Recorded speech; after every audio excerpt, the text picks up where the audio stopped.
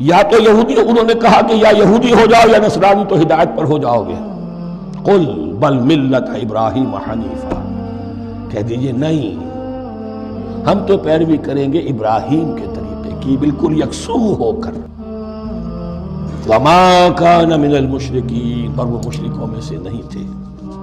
قولوا آمنا باللہ، اب یہاں مسلمانوں کو حکم دیا جا رہا ہے. دیکھو تم ان کے جو کچھ وہ کہتے ہیں اس کے جواب میں تم یہ کہو، قولوا کہو آمنا باللہ، ہم ایمان رکھتے ہیں اللہ پر، وما انزل الینا، اور جو کچھ نازل کیا گیا ہماری جانب، وما انزل الی ابراہیم و اسماعیل و اسحاق و یعقوب، اور جو کچھ نازل کیا گیا ابراہیم اور اسماعیل اور اسحاق اور یعقوب کی طرف، والاسباط، اور ان کی اولاد کی طرف، وما اوتی موسیٰ و عیسیٰ، اور جو کچھ دیا گیا موسیٰ کو اور عیسیٰ کو، وما اوتی النبیون من ربہم، اور جو کچھ دیا گیا تمام نبیوں کو ان کے رب کی طرف سے.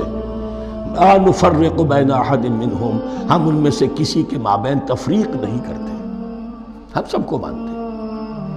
دیکھیے ایک ہے تفضیل، کسی کو ایک کو زیادہ افضل سمجھنا دوسرے سے، یہ اور بات ہے. وہ تو سورہ آل عمران میں آئے گا تلک الرسل فضلنا بعضهم علی بعض. تفریق یہ کہ ایک کو مانے ایک کو نہ مانے، ان رسولوں میں سے ایک کا انکار سب کا انکار. لا نفرق بین احد منہم ونحن له مسلمون، اور ہم نے تو اسی کی فرما برداری کا قلادہ اپنی گردن میں ڈال لیا ہے. فَإِنْ آمَنُوا بِمِثْلِ مَا آمَنْتُمْ، پھر اے مسلمانوں اگر یہ بھی ایمان لائیں یہود اور نصارہ بالکل اسی طرح جیسے تم ایمان لائے ہو، نو کمپرومائز، ٹھیک ٹھیک وہی دین اختیار کریں، وہی راستہ جو کہ محمد کے ذریعے سے تمہیں دیا گیا صلی اللہ علیہ وسلم.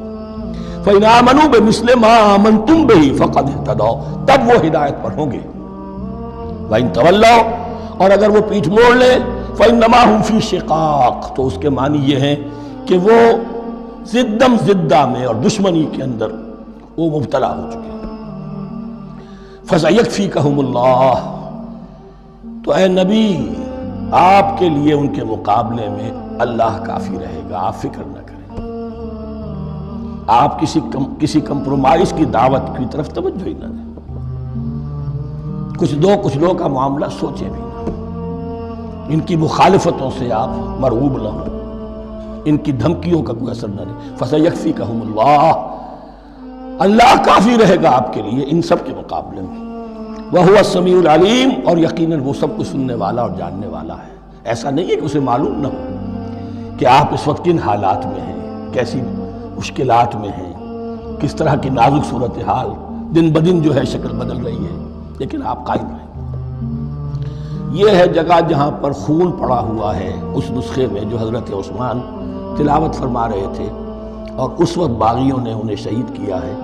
ان کی زوجہ محترمہ نائلہ، انہوں نے بچانا چاہا ہے تو ان کی انگلیاں کٹ گئیں، اور خون جو ہے وہ فَسَيَكْفِيكَهُمُ اللَّهُ، ان الفاظ پر وہ خون پڑا ہے، وہ دبا بھی موجود ہے.